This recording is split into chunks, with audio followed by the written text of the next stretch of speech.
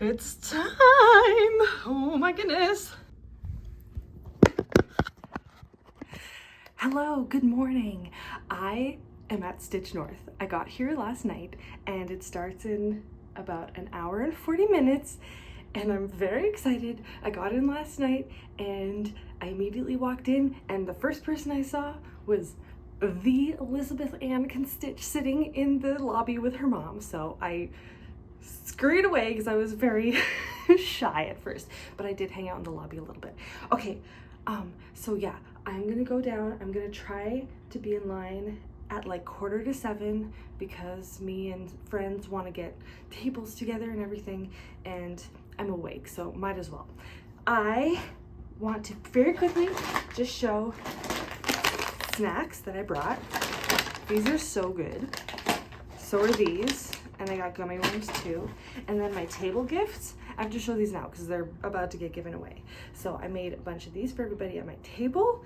And I also have a jar of jam that I'm gonna give to Carrie, Caroline, and Hannah. I have 3 of them. I'll probably give this to them tomorrow just because I have so much stuff in my bag and I'll have a chance to give it to them tomorrow, but this is jam. I made it. I also made this, and it's strawberry jam, and it's very yummy. Anyways, and the last thing I'm giving away today is this skein of yarn because me and my friend Michelle are gonna start socks together. So the other day I was yarn shopping in Toronto and I went to a place called Good Grief Yarns and Provisions and I got us matching skeins of yarn. So we're gonna start those this weekend at some point. So I have to give this to Michelle as well. And then everything else in my bag is just cross-stitching stuff and some granola bars because I'm gonna be standing in line before I have the chance to eat breakfast. So just something to keep me going. All right. Okay, day 1 fit check. The only full-length mirror is in the bathroom, so don't look at that. Anyways, so I'm wearing my jean sweater. Apparently it's gonna be super hot in the ballroom, so I'll wear it for the first 5 minutes and then probably take it off. And then I have my socks that I made alongside, again, with my sock friend, Michelle. And these are the Wood Nymph socks by This Handmade Life. And yeah, I am wearing them for the first time today. They have this cute little frilly edge. And then speaking of Michelle, I saw her yesterday and she made these fun little Stitch North bracelets for everyone. So I'm gonna be wearing this all weekend and probably on my flight home and for all of the days after Stitch North is done as well. So, okay, I'm ready.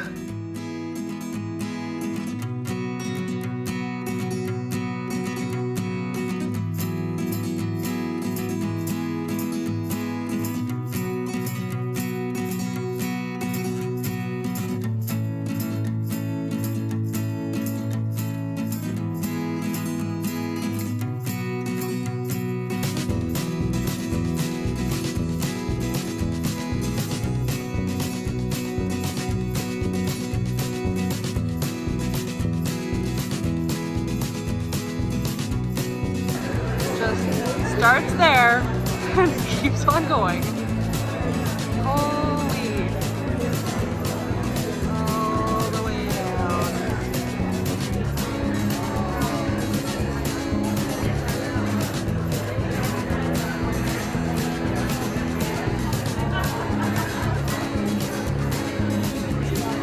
I was wondering what happened.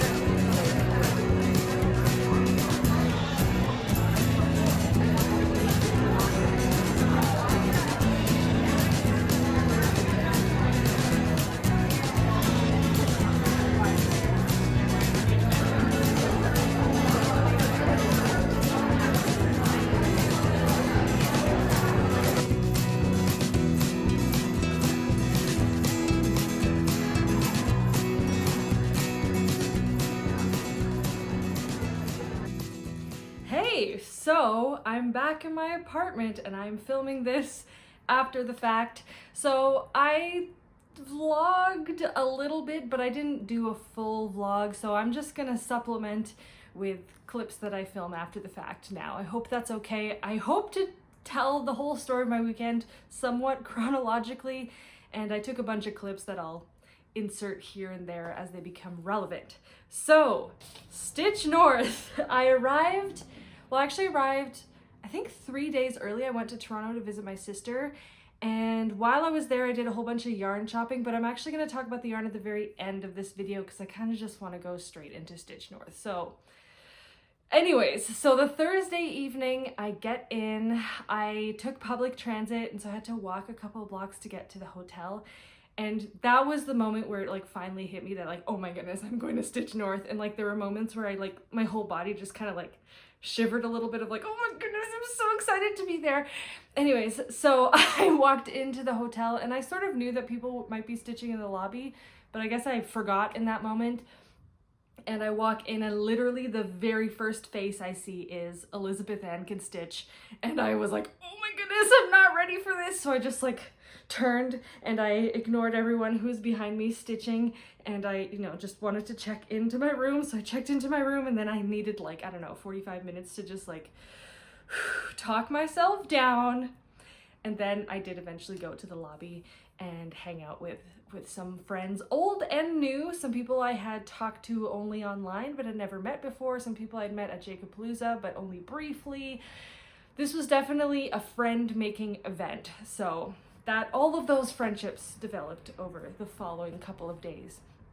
And yeah, in my last video, I had listed a bunch of the goals that I had, and one of the things that I said was that I wanted to meet Elizabeth Ann Can Stitch.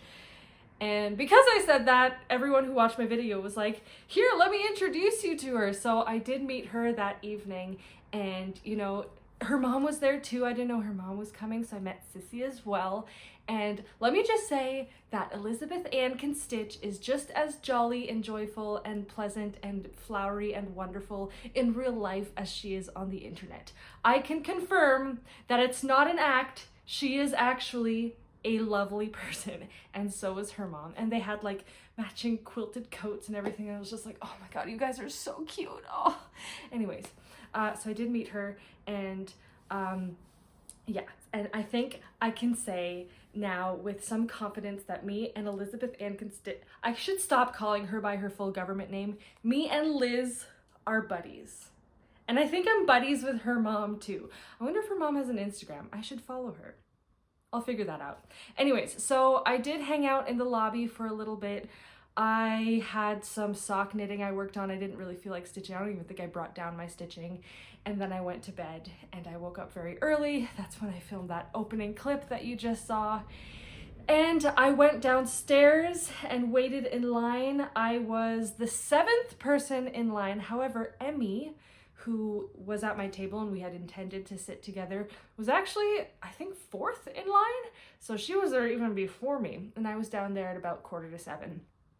I just wanted to highlight this sign that the hotel had put up, and I just think it's so cute because it's like totally the wrong craft, but it's definitely adjacent to cross stitch. And I don't know, I just got a kick out of this. I thought it was really sweet that somebody went online and found this picture and made the welcome sign for us. It's so sweet. So yeah, the reason why I wanted to be so early was because I had people who I wanted to sit with at a table, but we also wanted to sit next to, basically we were too many to a table, so we had to split into several tables, and we wanted to at least sit next to each other. So anyways, so it was fine. I got into the ballroom, and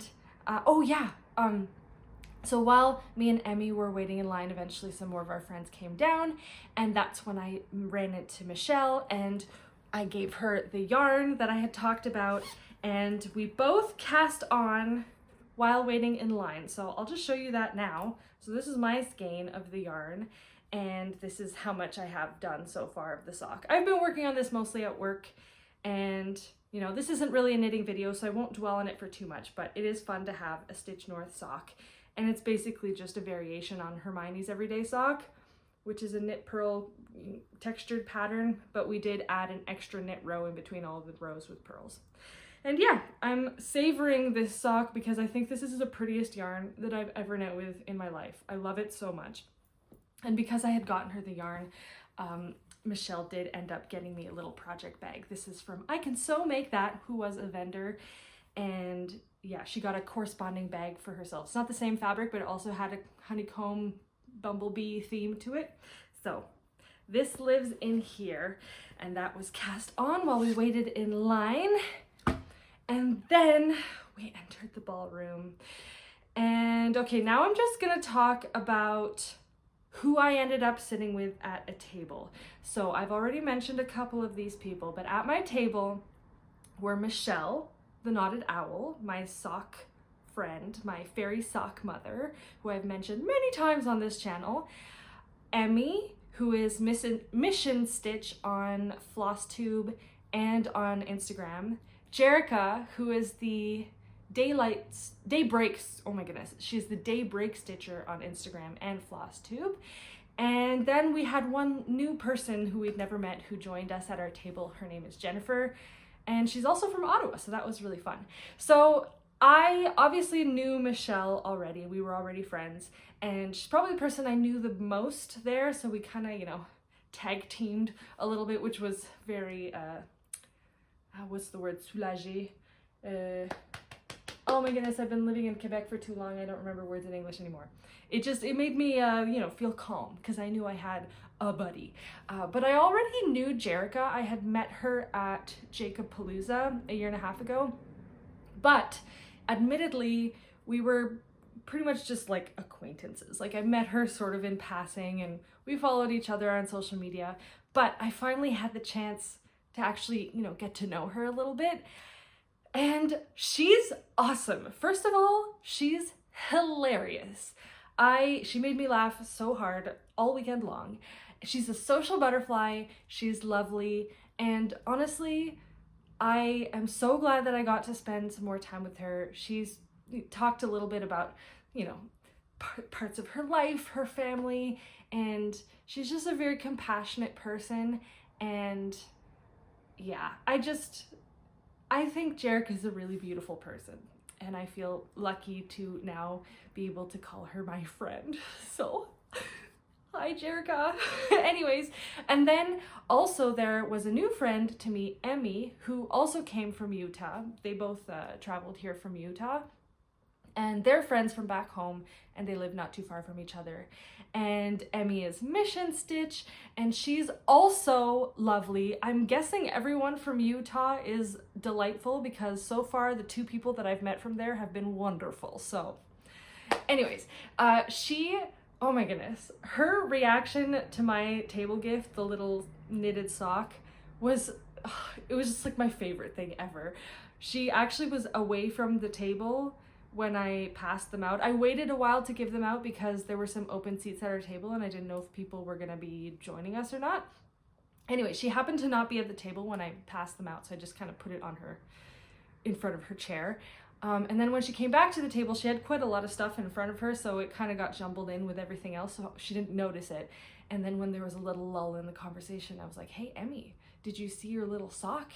And then when she saw the sock, her reaction was like, so big, and like, and she made such a big deal about it, but not in a weird, embarrassing or fake way. It was like so genuine, and she made me feel so good and appreciated, and I really liked that. Like, I was just like, you're so caring and lovely. Anyways, Emmy also was constantly talking about, so when you come to Utah, and we'll go to, you know, Shepherd's Bush and Anyway, so I think I have to go to Utah now. Anyways, so those were the two sort of acquaintance people that I met. And then a little bit later in the morning, a woman called Jennifer came down and she asked if she could sit with us. We were like, of course you can sit with us. And so we got to know her as well too. She's not on social media, but we might be, you know, trying to convince her to join. And she's really lovely, and it was nice to hear her talk about her family. And she's also living in Ottawa. So, you know, Michelle lives in Ottawa. I'm originally from Ottawa, so it was kind of an Ottawa, Utah table, which was kind of cool. And yeah, so those were my table mates. We were only 5. I was expecting 8, but it was kind of nice because we had a little bit more space to spread out. So now to the major stitching event of the weekend was my new start, which is also a SAL that I started, the EmmaKerridgeSAL. This is a pattern by 1897 Schoolhouse samplers. I will pull out the chart for you. So So this is the chart. I had pre-ordered this from Evertote and I got their whole conversion. This is not, this is the original. I think the original is on Beetroot by Fox and Rabbit and some, what is it, Weeks Dye Works and Gentle Arts threads. So I got the whole Roxy Floss conversion. And this is not all that I stitched there. I did not stitch all of this there. I stitched a lot since coming home. But this is what I have so far. So I definitely feel like I'm past the halfway point. I'm very happy with this. So this linen is definitely, she is the moment. There is another SAL going on that started at weekend 2 of Stitch North. Cherry Magpie by Jed X Stitch, I believe. And most people are also stitching it on this linen, which I kind of love because it's out there as a color and people are really into it and embracing it. And actually our friend Catherine is also working on a piece. I'm not sure what the piece is called, but it's also on this linen. I just feel like everybody at Stitch North chose a project to stitch on this linen. So anyways, this is 40 Count Temptation by Roxy Floss with all of the Roxy Floss colors. And this is EmmaKerridge, aka the Upping of the King's Swans. So while at Stitch North, I did the entire border, and on the very last day, I managed to get, I think, the first 8 letters of the alphabet in. So everything else was stitched since getting home. Whew, my arm is getting tired. So yeah, that's what I've been working on nonstop. It has been a monogamous stitch for me. That's my preferred way of working. I just feel like I can crank things out a lot faster and I'm not getting bored. It is so fun. Also, the colors look so nice. It's a very pastel palette. Here it is. Let me just make it look a little bit nicer. So these are all of the colors, and with the exception of this back here, which is Thursday, and it's kind of a Merlot color or some other kind of red wine. I don't really know my wines very well. But anyways, a deep wine red. Everything else is pastel, and because of that, everything shows up super well. And this brightly colored linen is kind of trippy because I think it's this color, which is porcini. Like if you look at that, it's kind of just a beige. But on this linen, it turns green. I don't know how, like what the color theory is going on, but it turns green. And then the Thursday, this dark red, basically looks brown. Like I don't understand how that works, but because the linen is such a bold, bright color, it totally transforms. So yeah, this is the stitching that I've been doing in the last week, and I couldn't be happier with it. And anyone is welcome to join this SAL. There were maybe half a dozen of us or so at Stitch North who had started this. And there are actually people who weren't there who started it also on May 2nd, who had, wanted to participate anyway. There's somebody in the Netherlands who's stitching it, and I just think that's really fun. So if anyone wants to join, even though you might be starting later than the rest of us, you are welcome to. The hashtag is EmmaKerridgeSAL. So that is my stitching, and that is what is going to be displayed here for the rest of the video because it's pretty much the only stitching I have to show. Most of what I have to talk about today is shopping and socializing. Hope that's okay with you. You know what? I will display my flosses just because they're so pretty. They're so pretty. The blues especially look so nice. Anyways, I think that I might be able to finish this in a week or so. We will see.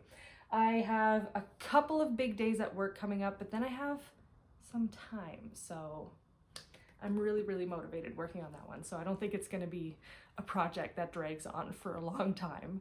Okay, so now I'm going to get into things that I've acquired, and I'll start with the swag bag. So there's a lot here. I took it all out and I tried to keep it organized. I had a hard time packing at the end of Stitch North because my suitcase was kind of small, so I kind of had to take everything apart and like shove it into little corners. So getting home, I tried to remember how everything went back together, but I might be getting 1 or 2 things wrong. But anyways, without further ado, I'll start with what Evertote / Roxy Floss gifted us. So first of all, we got this little baggie, and in the baggie is one of these caramel candies. And then we also got a little maple leaf pin. And then we also got a Stitch North keychain, and I feel like I should probably attach this to some project bag somewhere. I don't know, I haven't decided yet, but it will get attached to something. So that was that. And then we got a skein of Roxy floss in the color L Woods, which is a highly, highly variegated pink. And it's nice because I actually don't have this in stash, so not mad about it. And then we got a pattern, and I'll have to sort of fold the paper because I can't show you the pattern. But this is the little digital mock-up, and it's a maximum cross stitch original by Ellen Reed. And actually, Jerica, I didn't open my swag bag until later in the day on that first day, and early in the day, Jerica turned to me and she said, "Carmen, you're the chocolate chip to my cookie of life." And I was like, "Oh, Jerica, you're so sweet. I've never heard that before." And then later in the day, I opened this and I was like, "Oh, that's what she was talking about." That's where that came from. I thought she came up with that. Turns out Ellen did. Anyways, so yeah, that's a really, really cute one. And I don't know if it calls for this L Woods, but I have it. Oh, it does call for L Woods, so perfect. I have it. So that was from Roxy Floss. Okay, then in no particular order, there's this little notepad from Pastime Pieces. I will be talking about them a little bit later because I did kind of go ham at her booth. Anyways, I have this.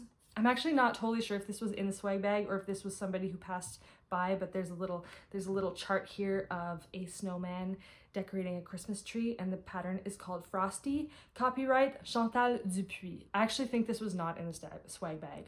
This might be one of those things that got mixed in because I didn't know where things ended up. Okay, then we got this chart by Dania Photo, I think, and it is a full coverage of a Lily of the Valley. This may have been one of the vendors. Yeah, come see me at my table, Anne's Crafts. So this is Anne's Crafts. All right, we got also from one of the vendors, this is Needlework Adventures, a scissor fob, and then there are also some finishing instructions in the back here to explain how you assemble all of this. So actually that I think is probably going to be the most useful information for me because I need to improve my finishing. I know how to do very limited things. Anyways, so there's this. We got this from Canadian Stitchery, The World Needs More Canada. And it's got, you know, Canadian Stitchery, I'll talk about them a little bit later because I did buy something that was made by them. They have all of these wooden ornaments that you can stitch on. So, and I think they are laser cut. So I'm assuming this is also laser cut, this little maple leaf and then some finishing twine. Okay, we got 2 skeins of floss. I'll start with this. This is the Sewing Shop Overdyed DMC in a highly variegated color here. And I think there were 4 or 5 different colors that people got. So I got this color, which is called 1995. Definitely makes me think of like cotton candy or bubble gum, very retro. And then we got from Hand Dyed by Rolanda, who was a vendor who I you know, there's just so much to see and do at Stitch North, and I was quite excited about this vendor, and then I ended up not really having the chance to shop there. But it's okay because I got this beautiful skein of floss. This is 25 yards, so it's a lot, and it's an exclusive colorway that was dyed for all of us, and it was named Stitch North Spring 2025, and it's really, really pretty. There's just light variegation in there, and I'll have to figure out how many stitches I can get out of 25 yards. I don't know if it's 25 yards including all 6 strands, or so like 25 times 6, or if it's really just 25 yards of stitching that you can get out of it. I don't know, I'll try to figure that out, but a very, very generous amount of floss. It's kind of getting lost in my shirt, but yeah, really, really pretty color. Okay, there's still more. We got from Monkey and Mouse these floss drops. I believe these are 3D printed. I've seen stuff like this before, and I think that they may have been a vendor week 1. I might be wrong about that. Anyways, this one is really cute. Mislaid Pages, thank you for existing, which is a really beautiful sentiment. And then we each got a piece of fabric, and we all got different colors.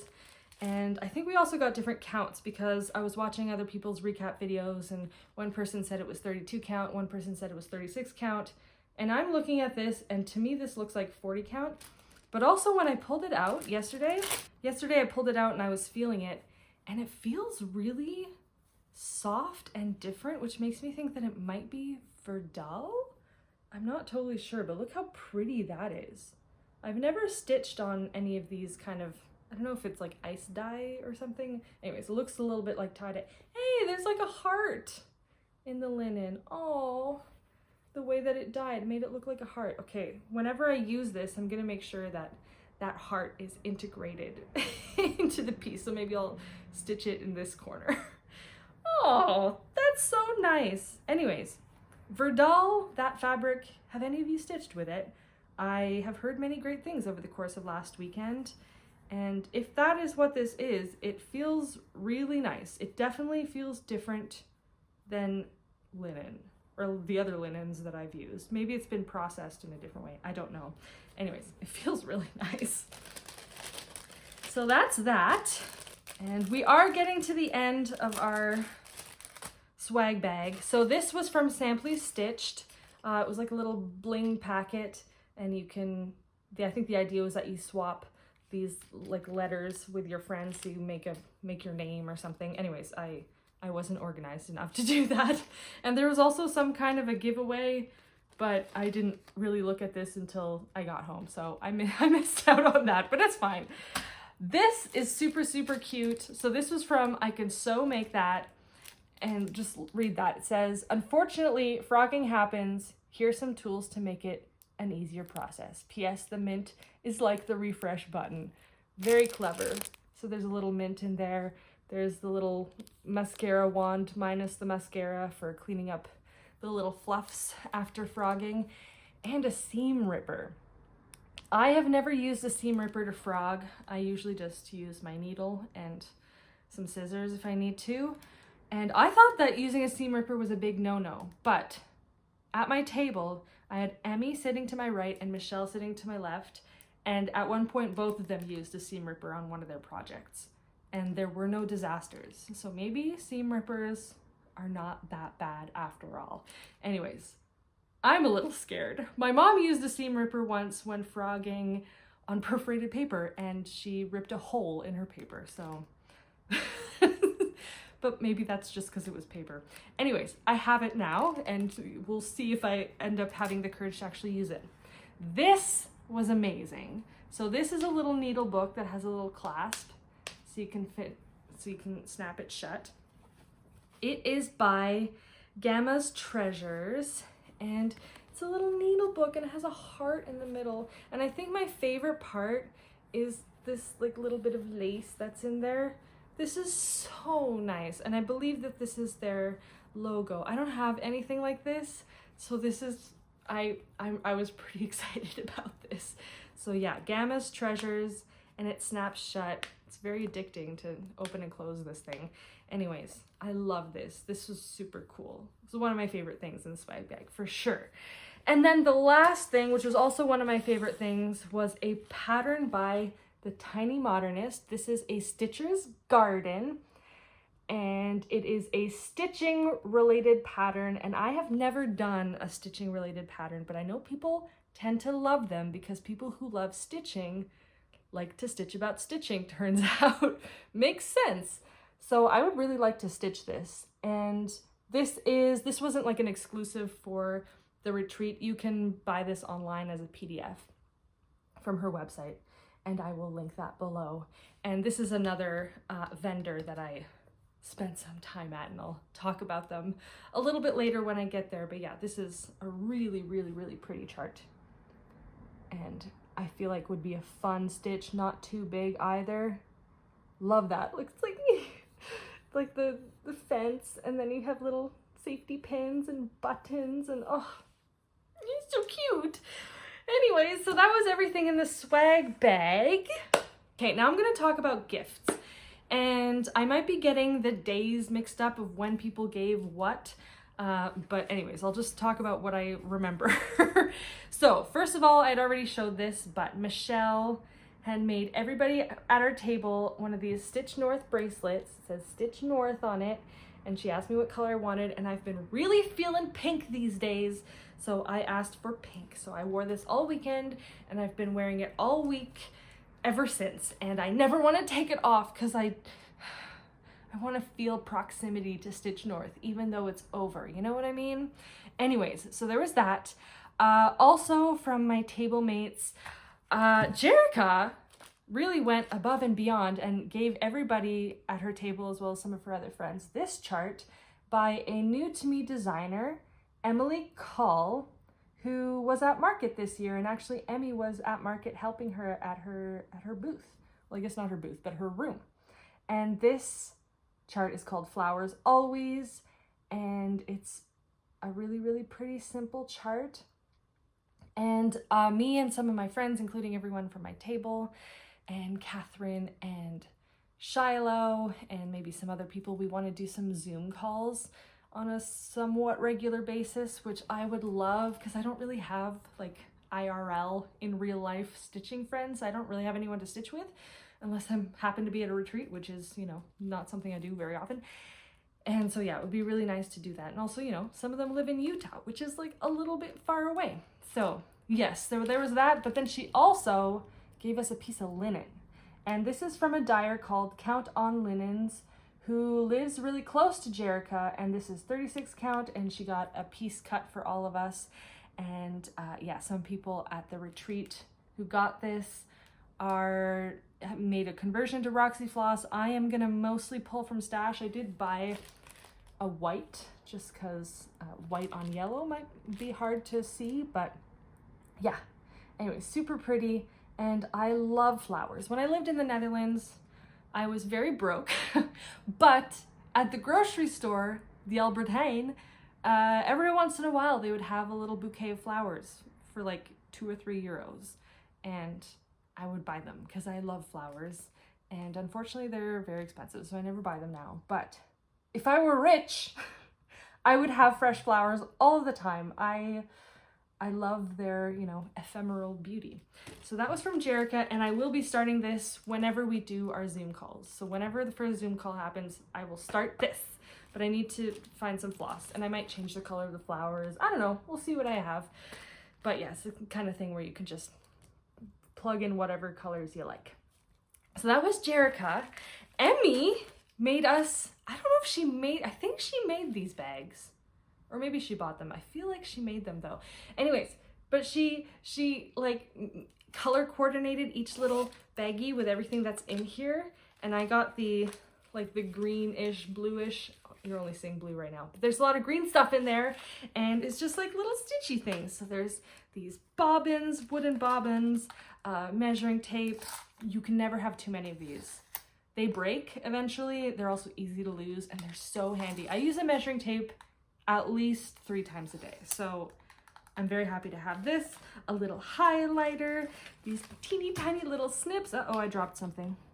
Uh-oh, I dropped something. Oh yeah, I forgot about this. This is a magnet, and she had one of those boards, like a magnetic board that held her patterns up. And so she had stuck this on her board, and then she could hang little things from it. So the sock that I had given her as my table gift, she had it hanging off of this, off of her board. It was really cute. Okay, what did I drop? Oh, I know what I dropped. Something very, very tragic, because it turns out I love these and I can't get them where I live. But these are Utah truffles, and oh my goodness, they are so good. I really like mint chocolate. There were 3, there are only 2 left.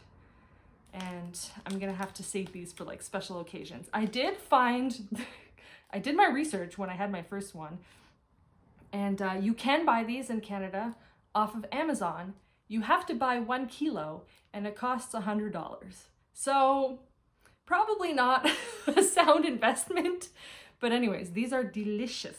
They are delicious. So that was Emmy. Thank you, Emmy. This is super practical. And, you know, Emmy was talking all of the time about, you know, how we're going to go to Utah and Salt Lake City and the history of her neighborhood and stuff. So this is a fun fabric that is going to make me think of Emmy. Thank you, Emmy. Woo. Okay, so that was table gifts.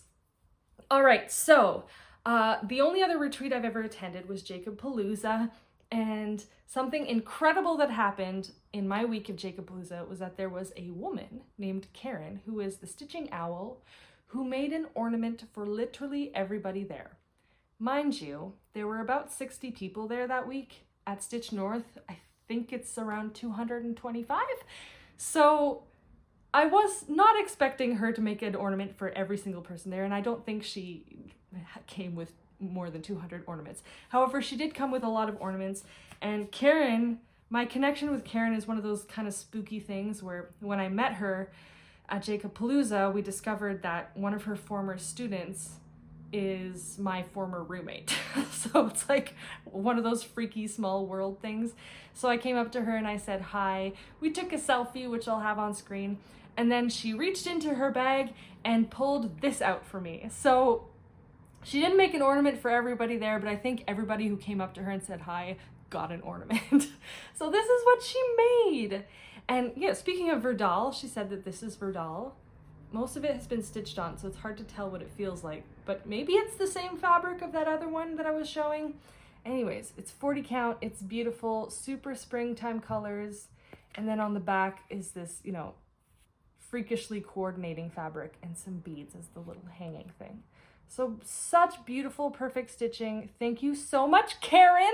And it was so nice to see her again. She's so lovely. We had a couple of nice chats, and I'm really glad that I know Karen. Karen is a wonderful, generous person who has a lot of experience finishing in her videos. She does have a floss tube. I will link her stuff below, and she does explain how she finishes a lot of things. And also, if you've heard of Canada Smalls, it's a Smalls exchange in Canada. She's the person behind all of that. So Karen is pretty cool, and she made this ornament, and now it's mine.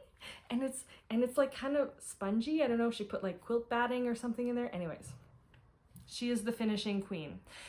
All right, so that was Karen. And then I got some floss drops. Okay, I really want to talk about these. So these were made by Rolodex, someone I had never met. And these are, she did like a full photo shoot with her dog.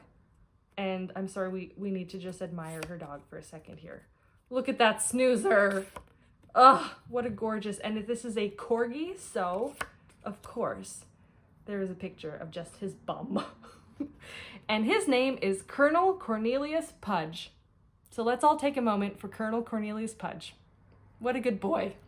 All right, and then Lisa, Forest City Stitching. This is somebody I met at JacobPalooza as well, and I have her floss drops from last time, so I'm just collecting all of her floss drops. And this is a baby blanket that she knit, and she told me she likes the knitting in my videos. And I'm always a little bit nervous when I talk about knitting in my videos because I know that's not everybody's thing, so it is nice to hear that some people like it. Anyway, so that's her knitting.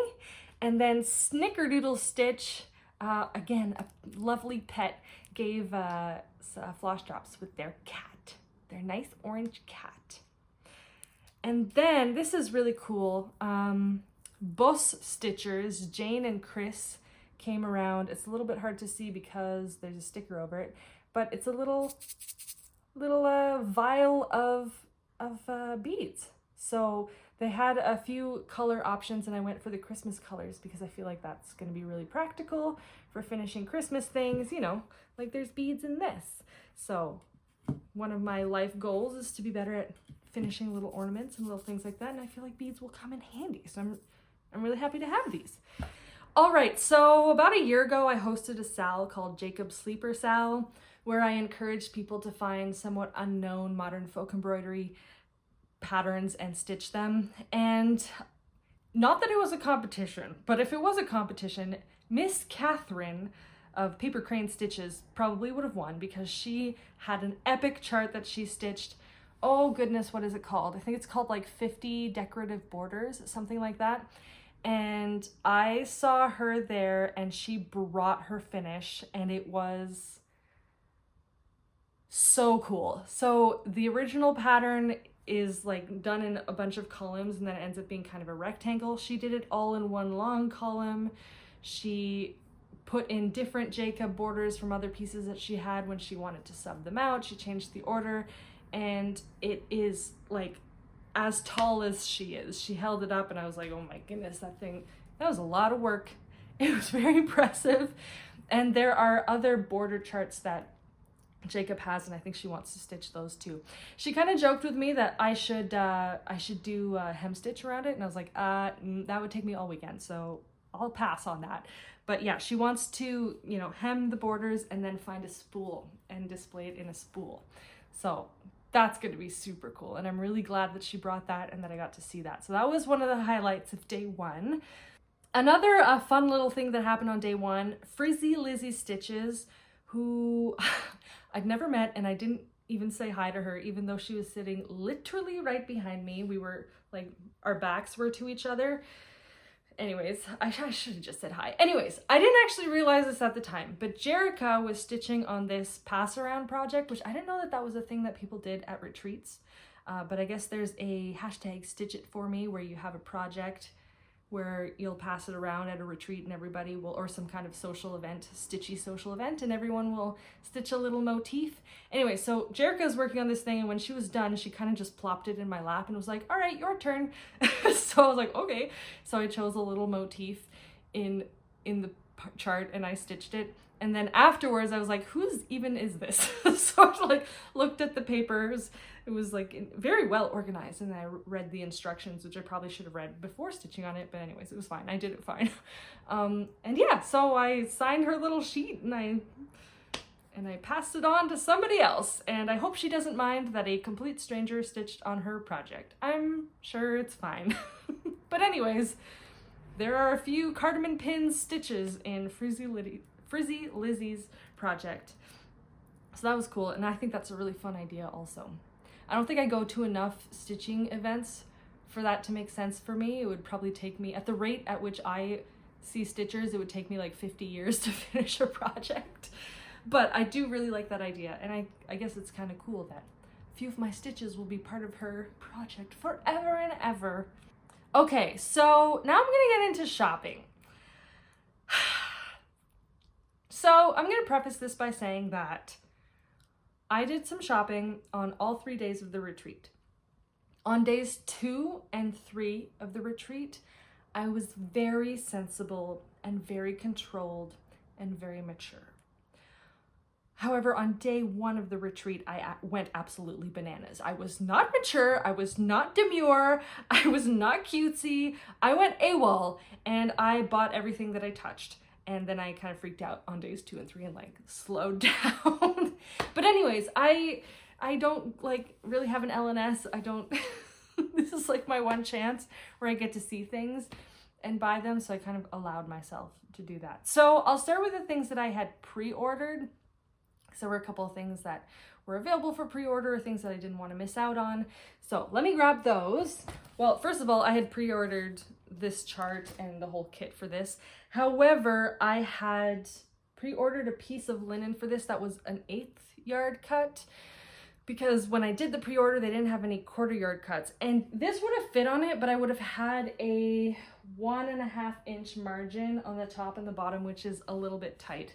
So I ended up buying this piece of linen while I was there, which means that I now have an extra 1/8 yard cut of this linen. I'm not totally sure what to do with this, but I feel like there could be some fun ornaments made from this. And as I said, this linen is the moment right now.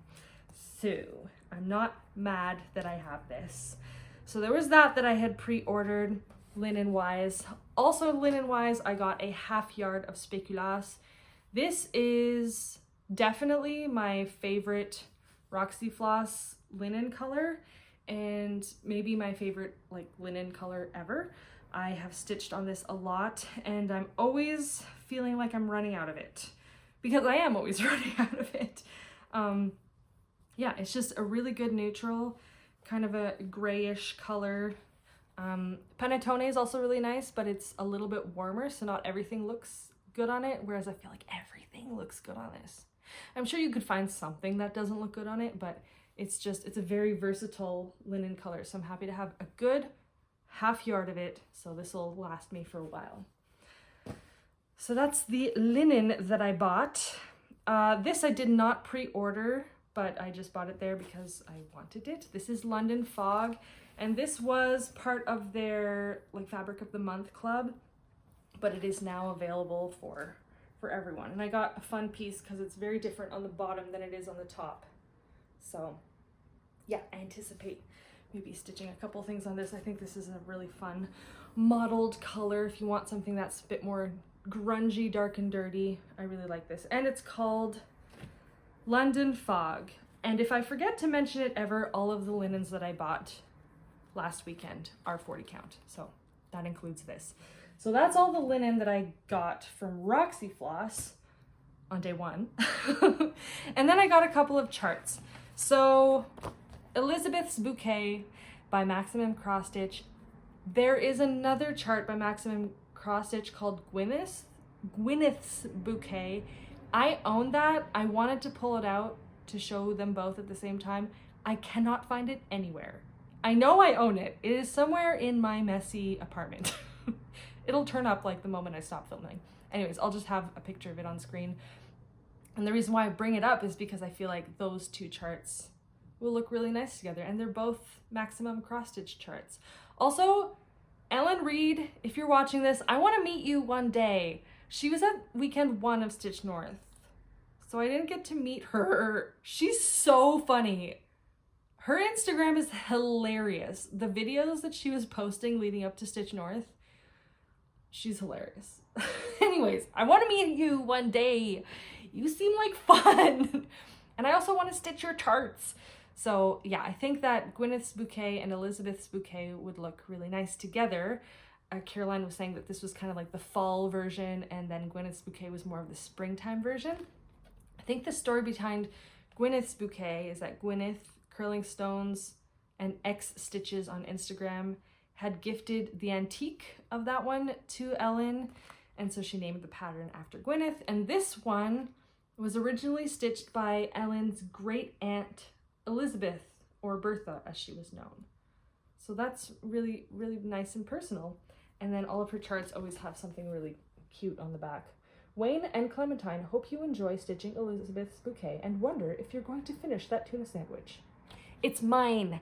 I'm gonna eat it. You don't get any of it, cats. Wayne and Clementine, get your own tuna sandwich. All right, so I pre-ordered this, which I think will be available for wide release maybe in a couple of months. I'm not totally sure. Caroline said it at some point. If it's not available now, it'll be available soon. So keep a lookout for that. I had also ended up with, what's this?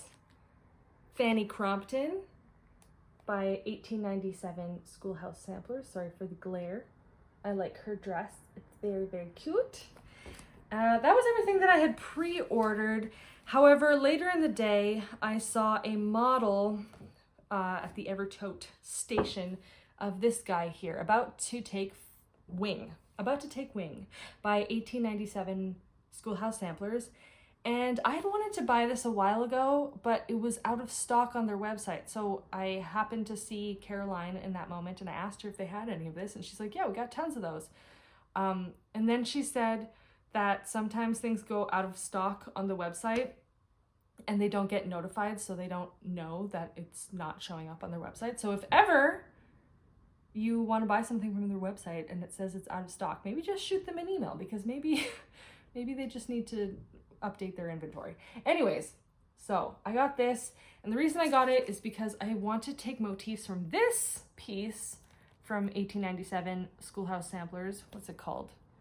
Soaring with the Wind and About to Take Wing. I feel like these two look really nice together, and I don't know that I would want to stitch this whole sampler, but I don't know. I just feel like motifs from these can get smushed together and it'll look really nice.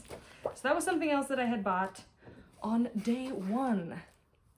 Alrighty, that was everything from, oh no, it's actually not everything from Evertote. Oh my goodness, it's a little embarrassing to go through all of this, but it's fine. It's fine, I like everything that I got. Okay, so I was talking about Canadian Stitchery. I'm sorry if I'm talking too fast. There's a lot to get through. Anyways, I was talking about Canadian Stitchery. They were the ones who, they were the ones who did this little Canadian flag maple leaf thing in the swag bag. So they do a bunch of ornaments like this, wood cut ornaments with holes in them. So you can stitch in the holes to make the pattern and you end up with a little ornament. And this was an exclusive kit to Stitch North. And I was really worried about these selling out because in one of the videos that were posted leading up to Stitch North, Caroline said that there were only 75 available per week. And in the end, I didn't need to freak out because I think they do have some leftovers and they are now listed on their website. So I probably could have chilled out. But anyways, I got it. I was really running to the Evertote booth right in the very beginning to be able to get this. And it comes with everything you need, including a little needle, which is, I thought that was really cute on the little piece of felt. And there's a little bit of backing there and the floss that you need. And I think I'm gonna stitch it with 3 strands because I want it to look really full. And anyways, part of the reason why I really wanted this is that in the days that I was in Toronto leading up to Stitch North, the cherry blossoms in Toronto were in full bloom. And I saw an article online actually that was like peak cherry blossom bloom week. So I was there at the perfect time. There are also a lot of magnolia trees. I took a couple pictures that I'll put on screen. Anyways, so this felt like a nice way of commemorating not only Stitch North, but my little trip to Toronto before Stitch North as well. And I had naively thought that I would just make this like on the evening of Stitch North day 1 in my hotel room, but I was so tired. No, that did not happen. And then they had some trim that was available separately, so I got that as well for finishing. So now that I've shown it, I feel like I can finally stitch it. So I got that as well at the Evertote booth. And then the last thing that I got were 3, needle minders. So one of them, is in my sampler I was working on. So this one is Stitch North. This is the one that I'm using right now because it is part of my Stitch North project. And I think that is just so beautiful with the skyline. I love that.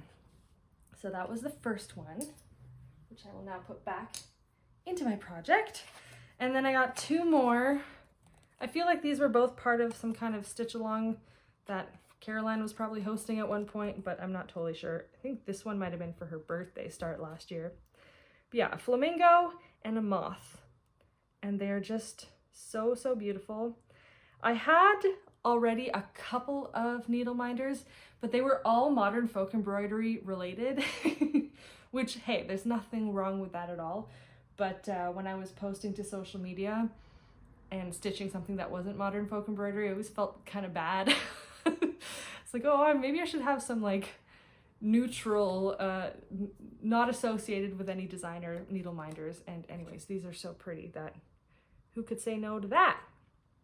Yeah, anyways, so those are my purchases from Evertote on day 1. And there's only one other booth that I bought from on day 1, but I did kind of go ham.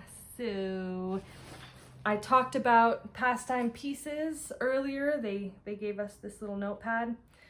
So I was walking around the room and there were 2 vendor booths in the main hall, and then everybody else was vending. There's kind of like a entryway room, and that's where all the other vendors were.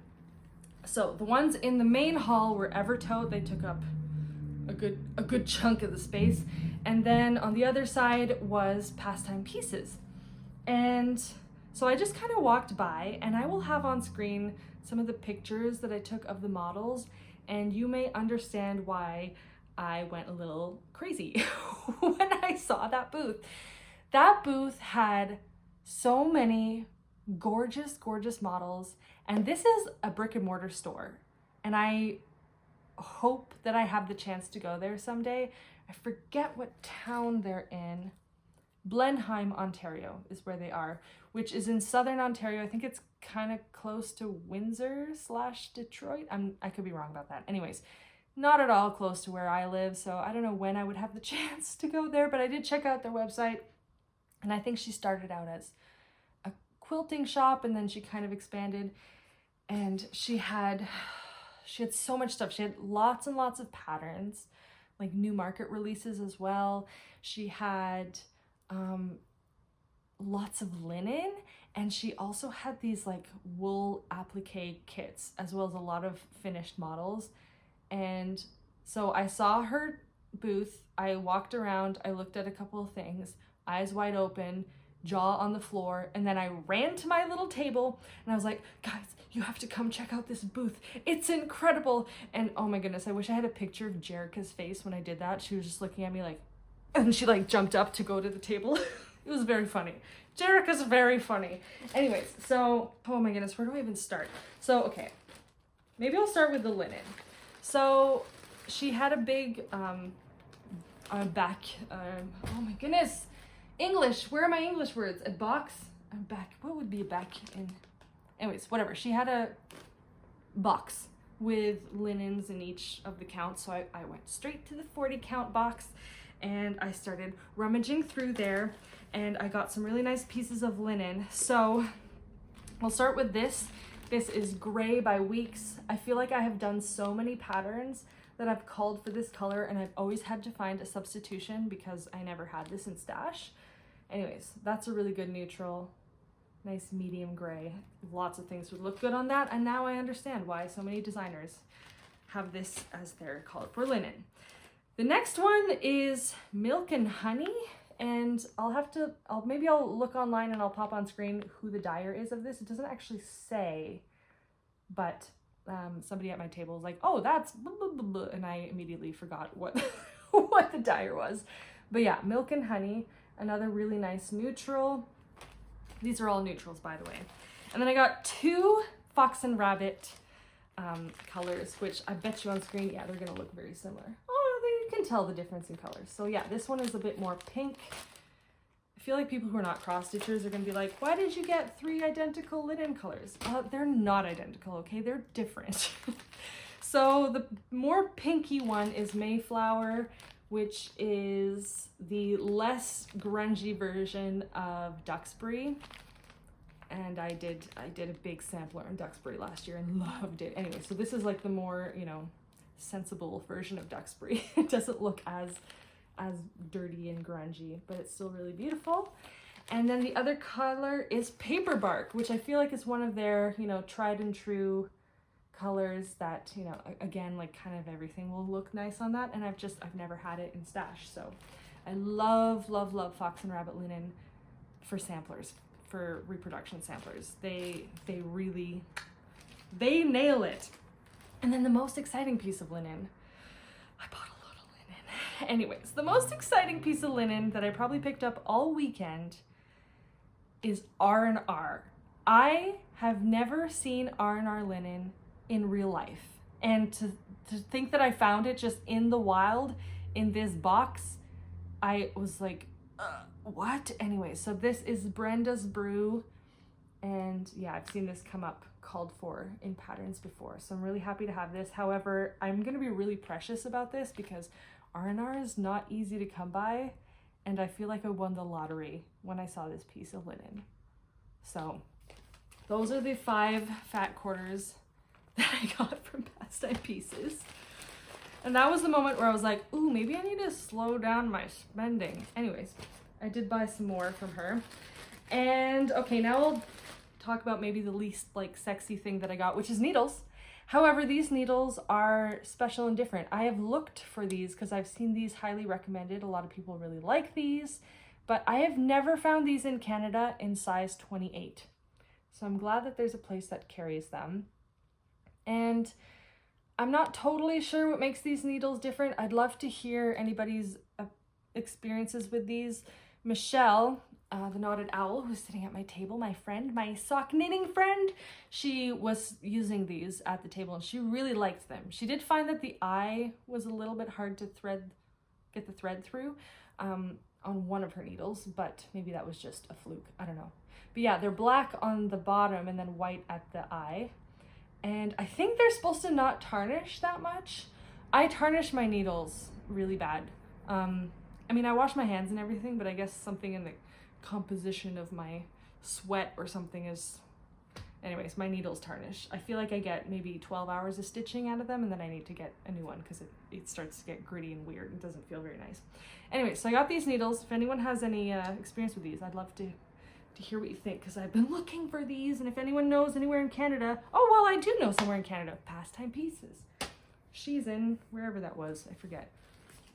She's in Blenheim, Ontario. Okay, and then I got 2 other little kits.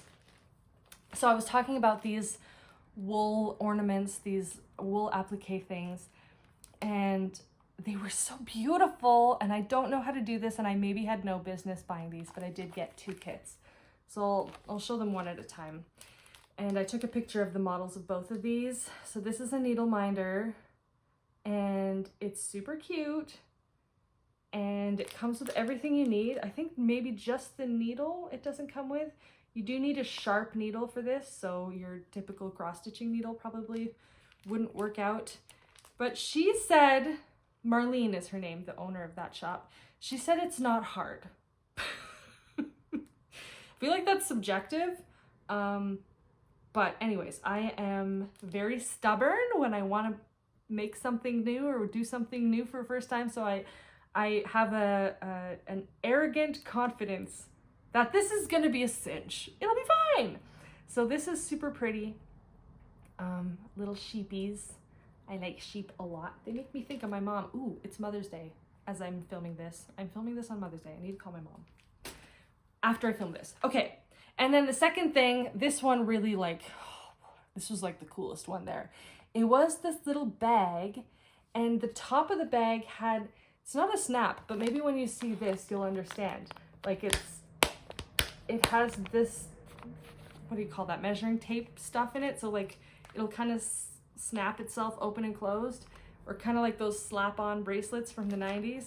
Anyways, so it does stay closed and has a little birdie in a vest. And again, it comes with everything you need in there, except for a needle, a sharp needle. I'll probably start with the needle book because it seems a little bit lower stakes. But yeah, I really want this. First she had the models out and I was like, oh, are those for sale? And then I realized that they were models. So I was like, oh, I have to make it myself. Anyways, I hope that I'm good at this because she had so many, they were so beautiful. And especially when you have a whole bunch of them all together, it's like, oh, this is really nice. Anyways, so I might be in trouble doing a new hobby. What is this wool applique? What craft is this? Anyways, but the fabrics are so nice, dark and dirty. I feel like this is the kind of thing that Carol, Saltbox Stitcher, would be really into. And I want to be just like her. She's super cool. All right, so that's everything that I got at Pastime Pieces. And not to like take all the credit, but I did go there and then I recruited some people to go check out her shop, and then they recruited more people, and then all of a sudden there were like 20 people at her booth. So just saying, I think I kind of started that, but I got first pick at the linen. Okay, so I won't spend too much time talking about like what I ate, but I did go to IHOP for lunch. I'd never been to IHOP before. I did not know that that existed in Canada.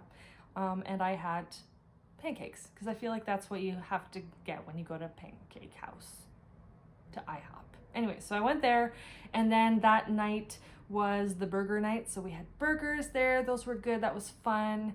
And the last thing I want to say about day one is that, well, in my last video, I had encouraged anyone to come up to me and say hi if they had, watched my videos.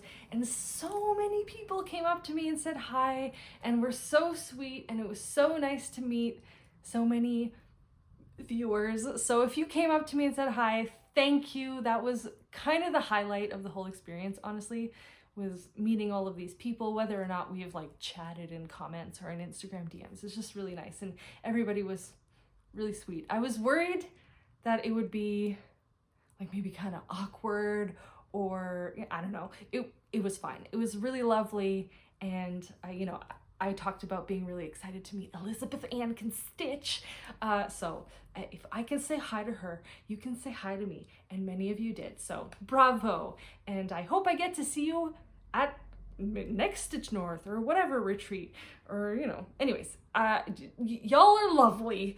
Anyways, so that's it for day 1. So I'm gonna pass the mic to Carmen from last week. Hello from day 2 of Stitch North, and if you can't tell from my eyes that are all puffy, I'm very tired. I would love nothing more than to be able to give you a full recap of everything that happened yesterday, but honestly, I kind of just want to get down to the stitching room. I want to get the most out of this experience as possible, and I'm pretty pooped. So I took some notes on my phone, and I think I'm gonna have to supplement with some videos that I film when I get back home. But anyways, I stitched until like 1 in the morning. I got more stitching done in the 2 hours that I was in my hotel room than I did the whole time that I was downstairs for over 12 hours yesterday. And I am, I'm backlit, so this is really hard to see, but this is what the border looks like. And I am more than 3/4 done the bones of the border for EmmaKerridge, and I feel pretty confident that I'll be able to finish the bones this morning, or maybe not this morning, but today, and hopefully it meets up and I don't regret doing a border at a retreat. That might be a regret, but we will see. I regret to inform you that my border did have a mistake in it. Luckily, I found the mistake before I had completed the bones of the border, and I only needed to frog like, I don't know, maybe 150 stitches, so it really wasn't too bad. Crisis averted there. And actually, while I have this picture up on screen, I might as well just tell you that that is the model with the original floss and linen, and you can see the difference between the Fox and Rabbit beetroot linen and the Temptation Roxy floss linen on the bottom that I'm using. And yeah, the room opened about 40 minutes ago, so I'm going to do a quick fit check, and then I'm gonna go downstairs because I think the smalls exchange is in like an hour, so I definitely don't want to miss that because that is soon. Oh, I'll show that to you actually because I don't think I have. Hold on. So this is how I've wrapped up my small. I kind of always wrap my gifts up in craft paper and twine, so they always look very unassuming. I assume that this guy is going to get overlooked until maybe the end, but I did, just to give it a fighting chance, right in the corner here. Small but cute, so that there's no, question about it. And hopefully whoever gets it will appreciate it. And, I will have popped on screen what is actually in here, but I'm not unwrapping this. I actually unwrapped it when I was visiting my sister because I wanted to show it to her, and it was such a pain to get it back together. So I'm not doing that this time. All right, so down to the ballroom. My day 2 outfit is a little bit crazy. I didn't really think about how the pieces would look together, but I really, oh, some floss, typical of course.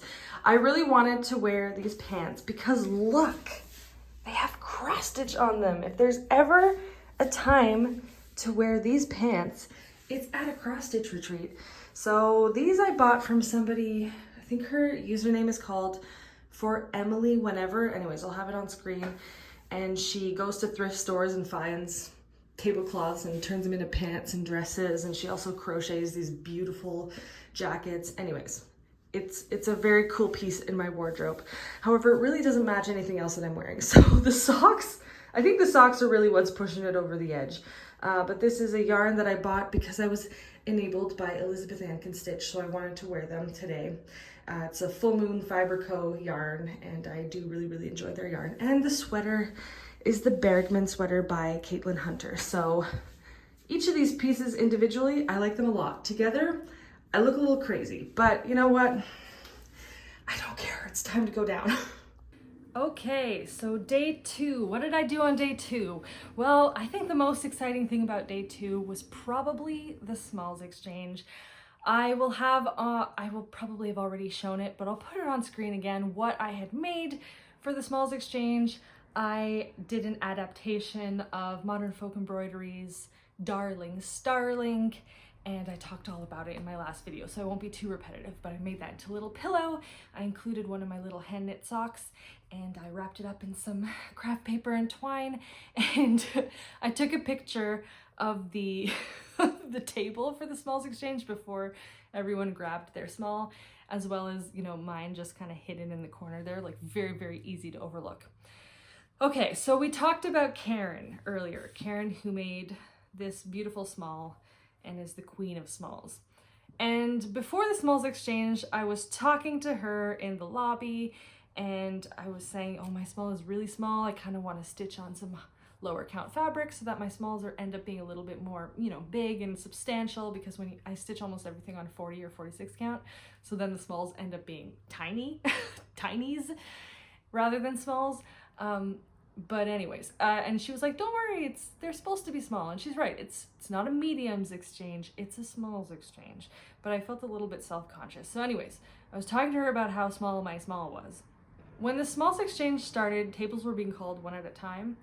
And Karen's table was called. And then as she went back to her table, she passed by me with my small in her hands and whispered to me, I always get the smallest thing.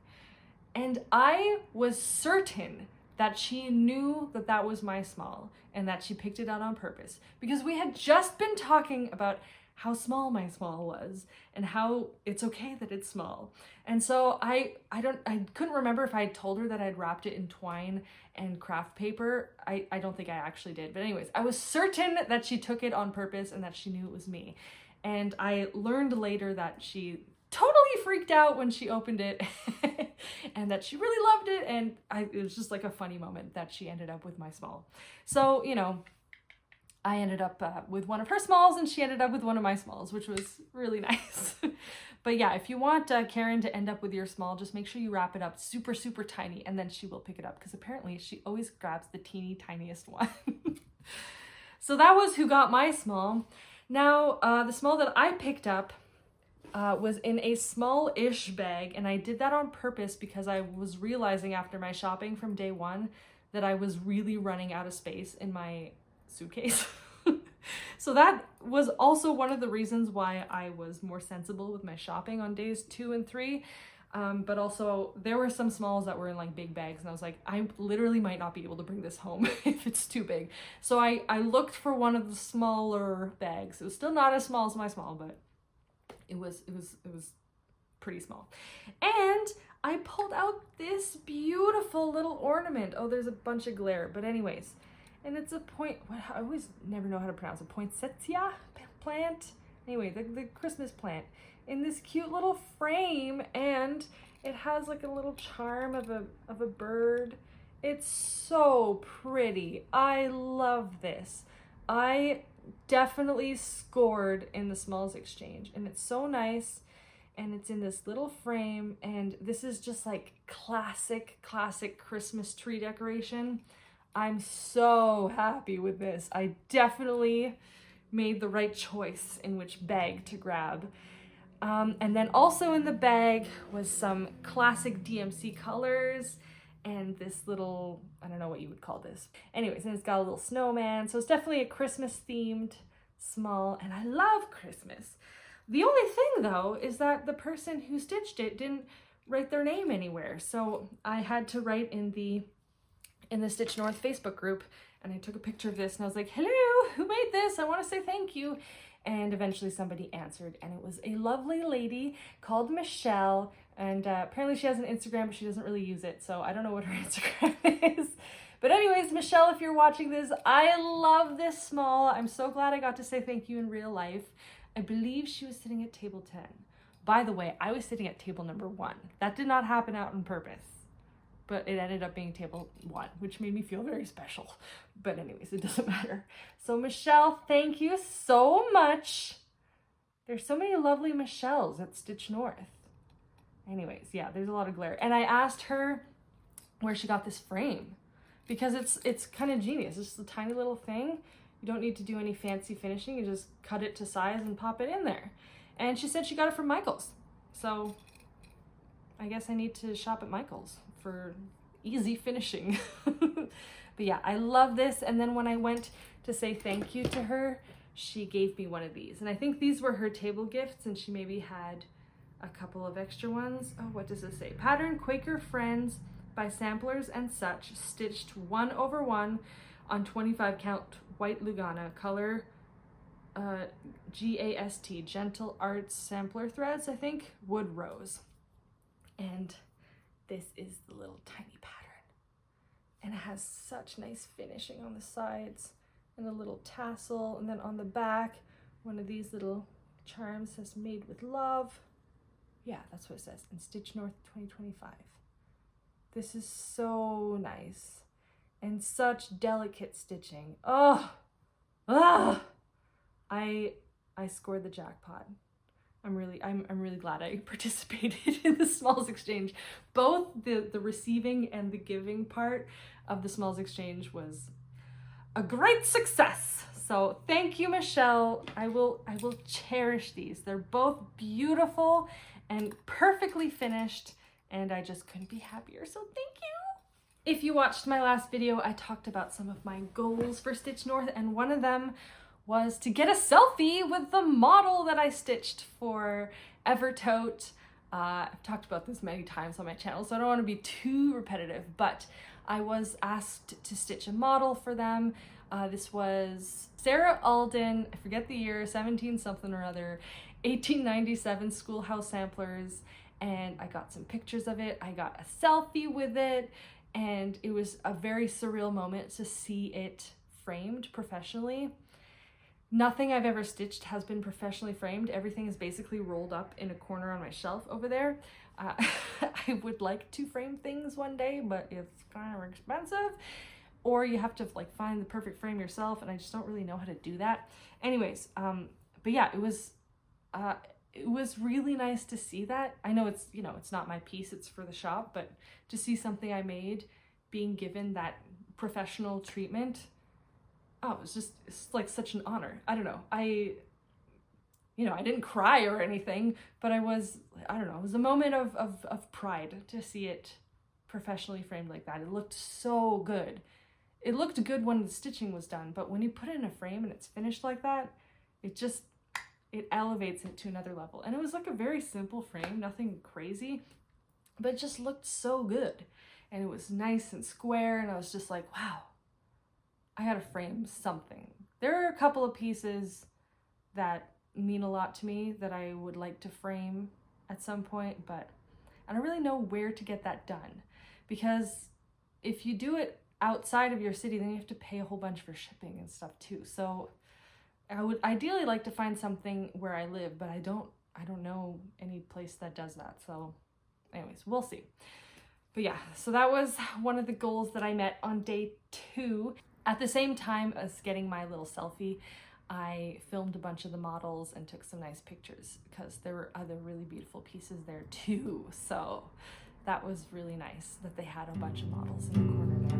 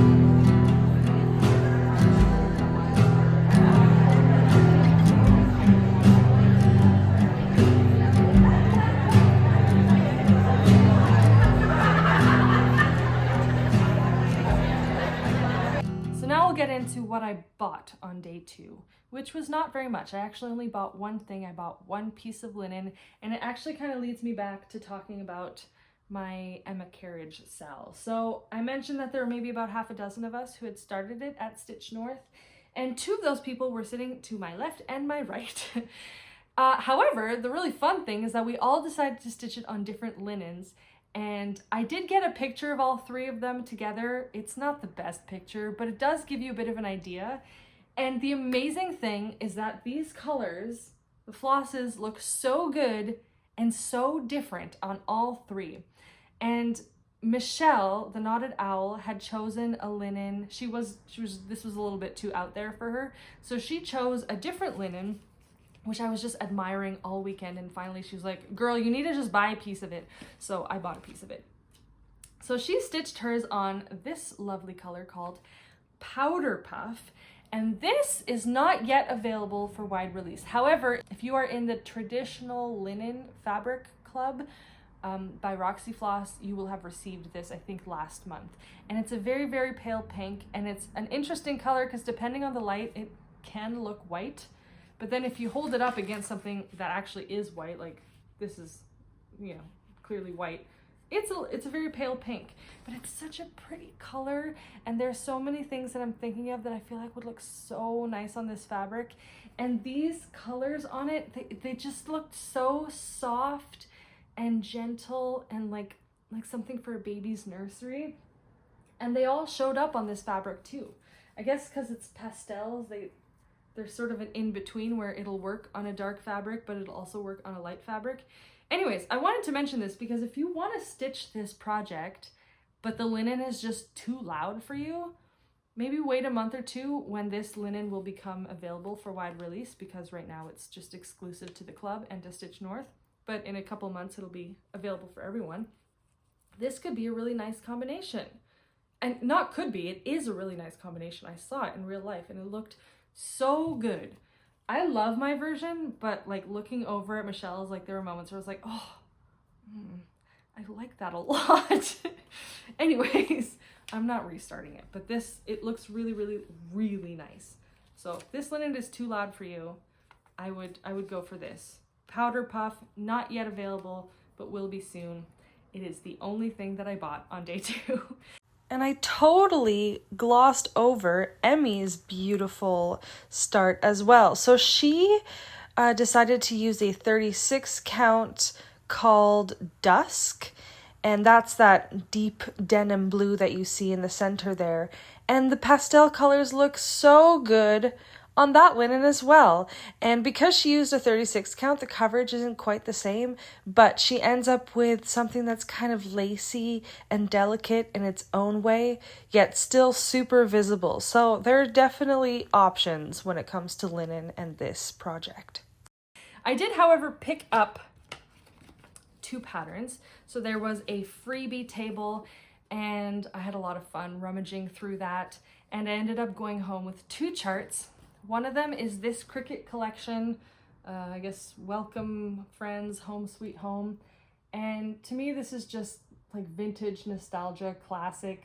It's definitely old school, but in a really good way. Like, I love that. I can't remember who it was, but they were like, oh, well, if you stitched that, you would probably change the colors, right? And I was like, I don't think I would. I like it. Okay, my filming was interrupted because I've actually run out of space on my phone. This has been a recurring problem. Anyways, I'm gonna try to get through this. This pattern is hilarious to me because it is snowmen playing golf. And I don't know, both of these are very kind of nostalgic to me. They just remind me of the things that I saw cross-stitched around me when I was really young. So I don't know that I would really stitch either of these, but I do have a small collection of Better Homes and Gardens magazines that I bought off of eBay for like $3 a couple of years ago. And sometimes I like to just leaf through them because, I don't know, it's purely nostalgia for me. And you know, they were free, so why not? I would maybe do this one. I don't know that I would do the snowman, but I do find it really funny and really cute. Okay, I better get through this because I don't have any storage left. All right, the last thing I want to talk about day 2 is Julie from Kansas City girl in a Colorado world, aka Hemlock and Rye, she passed by and gave us her floss drops, which has like a heart-shaped hole, which is super cute. And I really don't know anything about about Star Wars, but these are all Star Wars related. I think it's because it ended on May 4th, so like may the 4th be with you. Anyways, I think these are all quotes from the movie. I don't know. I really don't know anything about Star Wars. Anyways, and also on the very last day, I was hanging out in the lobby and she gave me this, which was super cute. It's like a little stitched R2-D2, I think. I don't know. It's cute. I should watch those movies. Anyways, but yeah, she passed these around and I had seen her walking around and she looked kind of familiar to me, but I couldn't quite place her. So I was like, oh, I'll probably like follow her on Instagram or something. And then she passed me these floss cards and I saw Hemlock and Rye on the back. And I was like, wait a second. I literally just watched your FlossTube. I think the last video on YouTube that I watched before I left my house for Toronto was her video where she announced Agnes Cairnes, which is a stitch along that she is, well, I don't know exactly who's hosting it, but Karen of Fox and Rabbit has a big birthday that just passed a couple of days ago, and they're doing a stitch along for her birthday.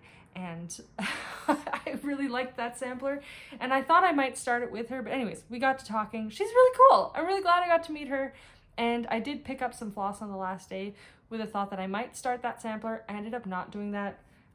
I'm a one at a time stitcher kind of girl, but I do really like that, and I just wanted to mention that because I think it's a really beautiful sampler, and I would like to stitch it at some point. And also happy birthday, Karen, if you're watching this. I don't know if she's watching this. Anyway, so that was it for day 2, and then I had to go home and attempt to pack my suitcase. So cut to Carmen from the end of day 2. It's the end of day 2 and I have a problem. So I did a lot of shopping in the last couple of days. Today, actually, I was very good today. I just bought one piece of linen, and that was only because my friend Michelle bullied me into buying it, okay? Anyways, but I have a problem, okay? And it's that I only brought like a carry-on suitcase, and I don't know if I can get everything in there.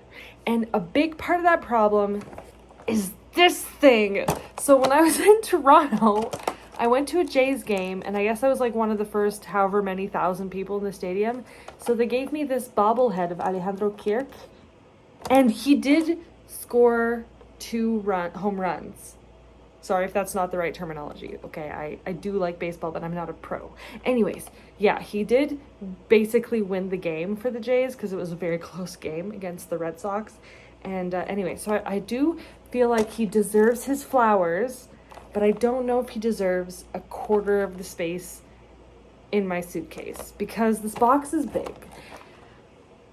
So I'm debating what I should do with this.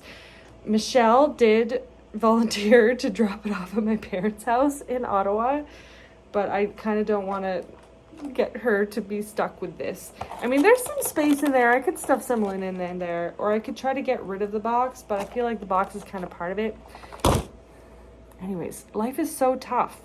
I did a lot of shopping yesterday. I got a lot of linen.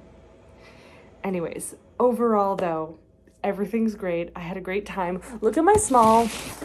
This is the small that I got, and it was from a lovely lady named Michelle, and apparently this frame is from Michael's. So I need to go to Michael's and look at their little finishing things because it's like easy. It's just in a little picture frame. You don't even have to worry too much about it. So thank you, Michelle. And yeah, I'll do more of a recap. Oh yes, and then when I said thank you to her, she gave me this, which is so teeny tiny. And it says Stitch North 2025 on it. So I'll never forget where I got it. Anyways, I will do more thorough recaps later. Oh, also tonight before going to bed, I want to finish the border on EmmaKerridge. I think I can do it. I'm almost done, but I need to like pack my suitcase and shower first. So I'm gonna do that. Okay, so it is the last morning of Stitch North. The room opens at 8 and will close at noon, so I definitely want to be there right when it opens. It's about 7:35 now, so I have a bit of time to finish packing up and checking out of the hotel. But yeah, a little bit bittersweet. I am very sad that it's over. I feel like I just got here. I kind of wish it would last like a whole week, but at the same time, it's very, very exhausting. So I don't know if I would if I would survive a whole week of this. But anyways, I'm gonna make the most of the time that I have left. And yeah. Oh, you know what? I never actually gave a like hotel room tour. So I guess this is sort of my last chance to do that. So I'll do that now. So this is the bedroom. I never actually used that TV, but it's nice and big. This is the view from the window. I saw some nice sunrises from this window. Look, there's one over there. So that's the room. And then I got one of these bigger rooms that has these sliding doors, so I kind of have a living room area, pardon the mess, and another big TV that I did not use. And then there is a little like coffee fridge situation, and then the bathroom. And then the last little detail is through that door is actually Catherine. We were neighbors. So that's the hotel room tour. And my last fit check of Stitch North 2025. I am wearing the tulip sweater by Melody Hoffman, and of course my Stitch North bracelet that I've been wearing all weekend that Michelle made for us, and these socks that I didn't really use a pattern for. It's just like a, I think it's called Broken Stitch or Broken Seed Stitch, and it's just a knit pearl design, and the yarn is kind of special because it was an exclusive colorway with Yarns Untangled. And yeah, fun socks. You know, I brought 3 big hand knit sweaters, and I really struggled to fit everything in my suitcase yesterday. And yeah, I probably didn't need to bring 3 sweaters, but you know, it was very fun to wear them over the course of the weekend, and I was very warm the whole time, so no regrets in that regard. So with that done, it is time to check out and get out of here. Okay, so sadly, we have arrived at the last day of Stitch North, and it's a short day. It's only from 8 till noon, so it's 4 hours. And, you know, there's a lot of pictures that were taken, goodbye hugs, lots of tears. I don't know if there were any tears. I didn't cry, but it was, you know, it was sad. I was very tired, though. I really did not sleep enough during Stitch North. If I could just take a moment to, like, compare Stitch North to JacobPalooza, which is the only other retreat I've done, they were both a lot of fun. They both felt like slightly life-changing experiences. Maybe I'm being dramatic, but they were both very moving events. But I will say that one was much more exhausting than the other, and the exhausting one was not JacobPalooza. I am, after all, an introvert, and as much as I love people, I did not have enough time to recharge at the end of the day. I just basically went back to my hotel room, stitched fanatically for a little while, and then slept for not enough hours, and then went right back at it. I do feel very fulfilled and whole, but yeah, I went back to work the next day and was like half present. In the future, I think I might try to go to bed a little bit earlier. Anyways, so if you're wondering what happened with the Alejandro Kirk bobblehead, I asked Carrie if she wanted it, and at first she said no because she didn't need any more kitschy things, and then I pulled it out of my bag and she was like, okay, fine. So she took it. So, you know, hopefully it is Alejandro likes his new home at Carrie's house. And thank you, Carrie, for taking him off my hands, because I didn't want to throw him away. It's like a collector's item. But, you know, I also don't really need a bobblehead in my house. So I no longer have the bobblehead, and I had enough room in my suitcase without him in there taking up all the room. The last vendor to really talk about is one that was there on the Saturday on day 2, but I didn't actually visit her booth until near the very end, and that is Cheryl McKinnon of Tiny Modernist.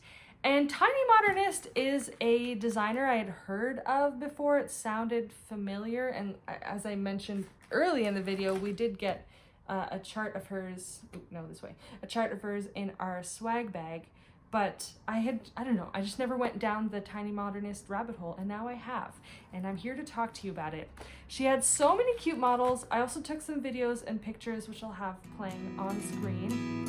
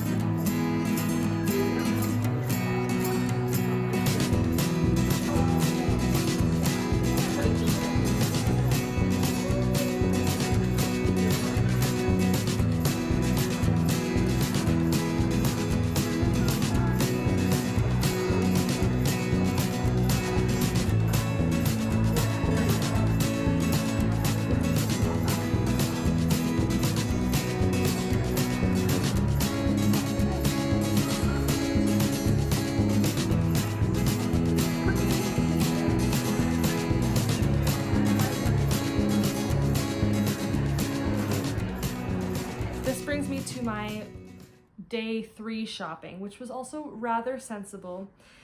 And I ended up going for a bunch of her little tiny charts. So I'll show them all. I got 8 of them, but they weren't very expensive and they're so small and cute. So maybe I'll show them 2 at a time to save a little bit of storage on my phone. But yeah, she has this whole mouse series. And by the way, you can get all of these as PDFs on her website. So if you like anything, go ahead. Nutty, Stitching Nutty on Instagram wrote to me and asked if I wanted to do this for, I think it's called Strawberry Moon June or something. Anyways, there's some kind of a SAL where people stitch strawberry themed things in the month of June. I wanted to stitch this summer anyways, so I guess I'm doing that SAL. And then this is like a fun wintry one that isn't, you know, overtly Christmas, but it's just really nice and wintry. So that's those 2. Oop, but not in the mouse series, but equally cute, a chicken and a cardinal. These are really, really nice. And they're small too, so I feel like you could do these in like a weekend. Oh, I really like these ones. This is a really fun spring one with a quilt. Michelle, who's sitting next to me, she's a kindergarten teacher, and she said she needs this for her classroom. And I agree, Michelle. Mouse's Schoolhouse, that was one of my favorite ones. Just so cute. I love the little mice. And then the last 2, a crow for autumn, and, you know, a mouse decorating a snowman. Can't go wrong. Just super, super cute. And these would be easy little projects to work on over the course of a couple of days if I need the satisfaction of a finish and a start. These would be good projects to do. And yeah, I really like them. She had really beautiful models there. On the last day, our table took a picture, you know, as many people do at retreats, to commemorate the moment. And we went out into the hallway, and Jerica asked, you know, a person who was standing around if they could take a picture of us. And I think it was Emmy who was like, oh, that's Cheryl from Tiny Modernist. And then Jerica had like a bit of a starstruck moment and invited her to be in the photo with us. So our table picture is also featuring Tiny Modernist herself, which is kind of fun, but technically she wasn't sitting at our photo. So she's the one on the very end, the blonde lady, and she's really, really sweet. And yeah, I'm really looking forward to getting the chance to explore some of her designs because they're new to me and they're really fun and cute. The other thing that I bought on the last day was just some Roxy floss. These colors are the ones that I had in mind for the Agnes Cairnes Hemlock and Rye pattern that I haven't actually started, but anyway, yeah, I chose asparagus for the green. There's a lot of green in it, so you want a green that you're gonna like. I wanted a kind of orangey red, so I chose Cheeky, and then there is a lot of orange in that chart too, so I chose Butter Chicken. And I don't have this in my stash, so I'm happy to have Butter Chicken. It's a good rich orange color. And then Verd's the Word and Mustard Seed, just because I like these colors and I don't have them in stash, so I got those. And then with Flowers Only, this chart that Jerica had given us in mind, I got 2 different whites. We'll see how they work. Technically, this one, Snowy Owl, is lighter, but I don't think it'll show up as well on this fabric. What a lot of people chose who kitted this up was this color called Dreamscape, which is like a really pale lavender. And I think that's gonna create more contrast because yellow and purple are kind of opposite colors. So I feel like it'll work out. And this is 36 count, so I probably will stitch with 2 threads for the text. And then I might just do 1 thread for the flowers. We'll see. I haven't totally decided yet, but anyways, these are colors that I didn't have in stash. Well, some of them I had in stash, but mostly new colors that I didn't have in stash. So I supplemented my my Roxy Floss library. So yeah, that's all of the money that I spent. Okay, I didn't buy anything else after that, as if what I spent wasn't already enough. Oh, door prizes. Okay, so there are about 30 door prizes that are given out over the course of the weekend, about 10 per day. And I did the math, and if there are 8 people per table and there are roughly 225 people at the event, then I think that means that there are something like 28 tables, which means that on average, there should be 1 winner per table-ish, okay? Now, obviously, it's not gonna be guaranteed, but I just have, you know, something that I wanna bring up, okay? And that is that table 2, that's the table with Shiloh and Elizabeth Ann can stitch. Sorry, Liz and Catherine and Liz's mom. There were 7 of them at that table, and 4 of them won a table prize. And I don't know how they rigged it, but they definitely rigged it. And by the very last table prize, nobody from my table had won. But then, in the glorious finale, the very last door prize was won by our new friend Jennifer at our table. I don't remember who made it. I don't have a picture of it, but it was like a big tote project bag thing with really pretty fabric and lots of pockets and stuff. So anyways, I was really happy that we finally won one. And yeah, and Jennifer was really happy with that. So I'm glad it worked out that way. And then it was the end at noon. People were still kind of hanging out in the room, and I was like, I bet you these Evertote people are really, really tired and want us to leave. So I just kind of walked out of the room and said some goodbyes to people in the lobby. My flight wasn't until 20 past 4, so I thought I had a lot of time left, but I realized that I had the wrong airport in mind. So I was hanging out with people in the lobby, and then when I realized that I had to go, I didn't say goodbye to anybody who was still there. I was gonna make the rounds and say bye to everybody like maybe an hour later, and then I realized, no, I need to leave like 5 minutes ago. So I just left. So anybody who was in the lobby who I didn't say bye to, I'm sorry if it came off as rude, but I had a flight to catch. That was entirely my fault. Anyways, my last little closing statement, I actually filmed at the airport in Ottawa. So I'm gonna cut to Carmen because I like how she put it. Hey, so I'm at the Ottawa airport. I have 2 flights and I'm connecting through Ottawa. And getting here was quite stressful. So I was hanging out in the lobby at the hotel, and I decided it was time to sort of start planning my trip to the airport because I had a few more hours, but I just wanted to be prepared. And that is when I realized that my flight was leaving from Billy Bishop Airport and not Pearson. If you don't know, there are 2 airports in Toronto. One of them is actually really close to the hotel we were at, the International Airport, which is where probably most people were leaving from. And I took an Air Canada flight and I didn't realize that Air Canada went through Billy Bishop sometimes. Well, anyways, I found out that they go through Billy Bishop sometimes. And so I had to take an Uber to catch a GO train that left at 2 p.m. And I'm not exaggerating, I got there at 1:59. I quickly tapped in my Presto card. I didn't even look where I was going, but I saw some other girls running towards a platform, so I was like, I'm just gonna follow them. And I got on a train, and luckily it was the correct train, and I got to the airport on time. And I had to take my puffer because I'm asthmatic and I ran too fast. Anyways, and then I got on my flight and just like crashed, and the whole weekend I think has just kind of caught up with me. And I've been sitting at the Ottawa airport just kind of reflecting, and I've been a little bit emotional because, well, first of all, I'm exhausted, but also I'm just really, really grateful. I have a lot of gratitude. I met really nice people. I made some new friends. I saw some old friends. So many people came up to me and said hi, and everyone was just so kind.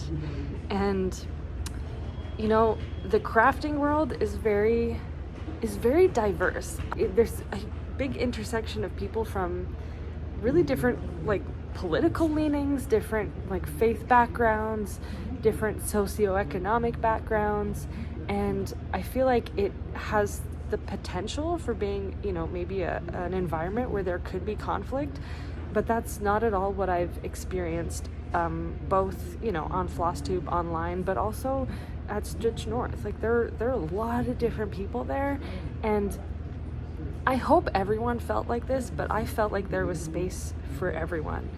And I certainly felt like there was space for me. Like yesterday I was wearing my tablecloth pants with cross stitch on it, and like everybody stopped me to tell me how cool my pants were. And it's not really about the compliments, though I do appreciate compliments. It's just that people noticed, and the crafters noticed that actually that's like a really cool thing that you have there. And it just made me feel really seen and really appreciated. And it's just really nice to know that there are lots of people out there who have the same interests as me, who maybe have some of the same values as me in some ways. Like I really value handmade things. I think that that's really special. And yeah, I don't necessarily always feel that in my day-to-day life, but I was just kind of bombarded with it over the last few days. So now that I finally am coming down from the rush of almost missing my flight, I'm finally kind of having a moment to breathe and reflect. And yeah, I'm feeling really grateful, and I'm trying not to be too emotional. But anyways, I feel like this is maybe a good way to finish this video. I don't know how I'm gonna cobble all of my clips together, because I'm definitely gonna have to film stuff after the fact when I'm home, because I didn't really vlog or anything while I was there. But anyways, yeah, I'm a happy girl. I'm a happy girl with a lot more craft supplies than I did a couple of days ago. Anyways, thank you all so much for watching this video. I hope I have many chances to meet more people like you in my life. And I don't know if I'll be able to go to Stitch North next year. It's not exactly the cheapest thing to do, but it does really like fill me with a lot of fulfillment, the feeling of fulfillment. So I hope to be able to do this kind of thing on a somewhat regular basis. Anyways, thank you and bye. Just kidding, it's not over yet. Welcome to the yarn appendix. As I mentioned at the top of this video, I did do some yarn shopping in Toronto in the days leading up to Stitch North, and I just don't really have enough content to make a video of its own. So I'm just gonna tack it right here. So if you're into yarn, stick around. So I went to 3 yarn stores when I was in Toronto. I had plans to go to a 4th one. I was going to go to the Knitting Loft, which was a little bit out of the way, but I really wanted to go there because I have shopped there online a bunch of times. But the previous weekend was like International Local Yarn Store Day or something, so they had a ton of orders to process, so they were actually closed. And in hindsight, I'm kind of relieved because I feel like 3 yarn stores was enough for one day. So I went to like kind of Kensington area. I don't think all of these are officially in Kensington Market, but they were walkable from one to the next. So I started at a place called Knit Cafe, and I had, you know, done some planning before going there to make sure that I wasn't, you know, just buying random stuff. But yeah, so I had a couple of summer shirts that I had in mind, and then when I was at Knit Cafe, I saw the colors and I decided what I was going to make. So I am going to make the Moon Crush Tank by JacobSleeperSAL. Not totally sure how to pronounce that, but I will have their name on screen as well as the product photos. And these are the colors that I chose, and they're all Knitting for Olive. So these two, the cream color and the blood orange color, actually I believe that is the official name of both of these colors. Yes, cream and blood orange. These are merino yarns by the fingering weight merino yarn by Knitting for Olive, which I've never used, but I know it's really, really popular. And then this yellow lime color, lime yellow is what it's called, is actually the cotton merino, which is what I was most interested in, you know, knitting a summer shirt in. But just because of different colors that I liked more and less than others, I ended up mixing and matching the yarn bases, which the owner of the store said was probably going to be fine, and I can't imagine it's going to be a problem. Anyways, I think these colors look really, really nice together, and these are some of my favorite colors. So I'm really looking forward to knitting that. And I also picked up this Sajou kit. So they had a little bit of embroidery cross-stitch stuff in that shop, not a ton.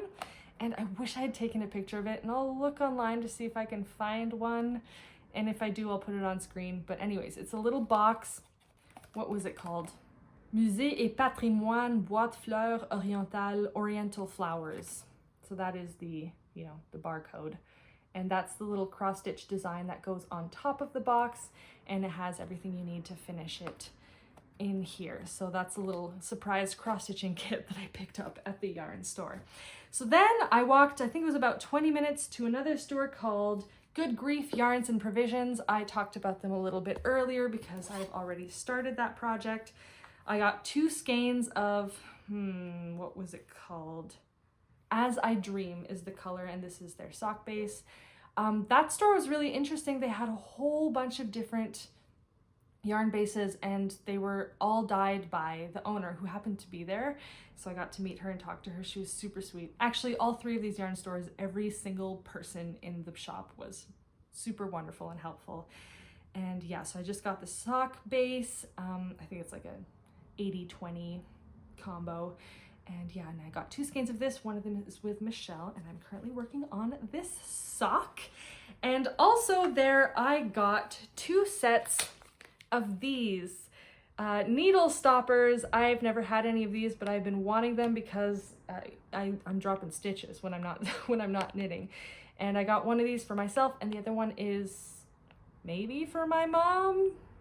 Mom, if you're watching, this isn't for you. Anyways. My mom likes sheep-related things, so I figured I would pick that up for her too, and it was super cute. And the absolute highlight of going to that store is that there was a doggy there called Frankie, and Frankie was sleeping on the job. So she got a talking to by the owner, and then she came up and said hi to me. I thought maybe it was a senior dog because she was like very sleepy and lazy, but no, she's 4. She's just a lazy dog. That's words of her owner, not mine, okay? Anyways, so that was a really nice place, and they've only been open for I think about 2 years, so they're pretty new, and yeah, I would recommend stopping by if you're into yarn. And then I walked another, I don't know, 10 or 15 minutes to a 3rd shop called Yarns Untangled. I have been there before, and I kind of know the owner of the shop, Amelia, because my mom used to teach her sister violin. So it's a bit of it's a via a few people, but I sort of know the owner. And I wanted to stop by there. I had worn those socks I had shown on day 3 of the retreat. I'd worn them for the first time that day because they were made out of a yarn that is exclusive to that shop. So I got to show them off, and when I was in there, I said to the woman who was working, like, hey, do you like my socks? And then they took a picture of my socks and sent them to the owner because, you know, it's kind of a special yarn way that is only available there. And I definitely wore them on purpose that day to show them off to the people, whoever was in that shop while I was there. And I bought 2 skeins of yarn while I was there. Riverside Studio, which is the same yarn base as the socks that I was wearing. I really like this yarn base because it's an 8-ply. It's not as soft as some of the other sock yarns that I've used, but it's very strong. And yeah, so I feel like this is like, will get you through a nuclear winter kind of deal. And this color is called Glee, and it's definitely a kind of a blue raspberry color, and I love speckled yarns. They're my absolute favorite. So I got that, and then the other skein that I got while I was there is this Daylily sock. Lily and Pine is the company in their Daylily sock base in the color Blueberry Cream, and this is again a exclusive colorway to Yarns Untangled. However, sadly, Lily and Pine is no longer dyeing yarn as of the end of 2024. You can still find it in some shops because I think they had quite a lot of stock left when they decided to close up shop. So you might be able to find it places, but yeah, they won't be dyeing anymore. And this was a really pretty color, so I picked it up with the idea of making socks. But then when I went back to my sister's place that night, I showed her my yarn haul, And when I was at the shop, the woman who was working there told me that Amelia, the owner, who has just had a baby, made a sweater for her baby boy in this yarn. And I told my sister that, and oh yeah, small detail, my sister's pregnant with her first child. And this is actually going to be my first niece or nephew. We don't know the sex of the baby yet. Anyway, so when I told her that Amelia had knit a sweater in this yarn, I could just see on my sister's face like, oh, that would be so nice. Oh boy, I ran out of storage once again on my phone, so I'm really needing to wrap this up. Anyways, just to conclude, my sister, I could see in her face that she longed for a baby garment in this yarn, so that is what it's going to be used for. But I only had one skein of it, so I thought, well, I should probably get some more. They only had 3 left after this in the shop, so on the go train to Stitch North, I went on their website and I placed an order, and those last 3 skeins now belong to me. So I have the last of this yarn, so sorry if you wanted some of it. It's done. Definitely have more than I need for a newborn thing, but I kind of want to make stuff for when the baby's maybe a little bit older. Baby is going to be born at the end of October, so the first few months of their life will be during the winter months. So maybe a sweater, maybe I'll make another one of these. Oh yeah, I forgot to show this, but I am using my little needle stoppers on this sweater that I'm making for my friend's baby. This is the Hans sweater by Pernille Larsen in the age 4 years old size. So I can maybe make this holding this yarn double because it calls for DK, this pattern. I don't know, we'll see. If anyone has any good baby knits suggestions for me, please do let me know, because yeah, I have many babies entering my life right now. My cousin is also pregnant. My best friend in the Netherlands is pregnant. Anyway, and they're all like due within weeks of each other. It's nuts. Anyways, so yeah, that is all the yarn I got, and that is well and truly the end of this video. So if you watched to the end, thank you so much. I do want to say that there is another retreat coming up that I'm thinking of going to. It's in Ottawa, which is where my parents live. So it would be less expensive for me because I wouldn't have to pay for a hotel. I could just stay at their house. They would never say no to that. Anyways, it's called the Gathering Thread Retreat. One of the major sponsors of this event is Wool Time, which is a yarn shop in Ottawa that also has a really big cross stitch section. And it's a retreat that I'm not totally sure if it's going to be just, well, it's not supposed to be just cross stitch. It's supposed to be like all sorts of fiber crafts there. However, the person who's running it, when I was reading the website, she seems to be mainly a cross stitcher. So maybe it's mostly cross stitch. I don't know. But I have a few friends who are going to it, and it's August 22nd to 24th. I'll link it below.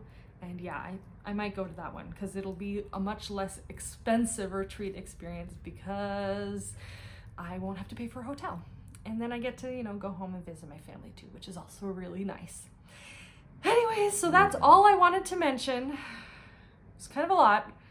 And hopefully I don't have issues editing this video now that I have like 0 storage left on my phone. I talk too much. I talked too much and I shopped too much, but it's fine. Anyways, I'm gonna get back to my stitching.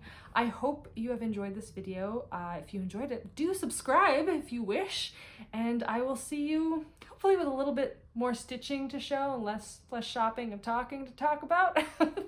But yes, I will see you at some point in the future, and yeah, I hope you're having a great day. Bye!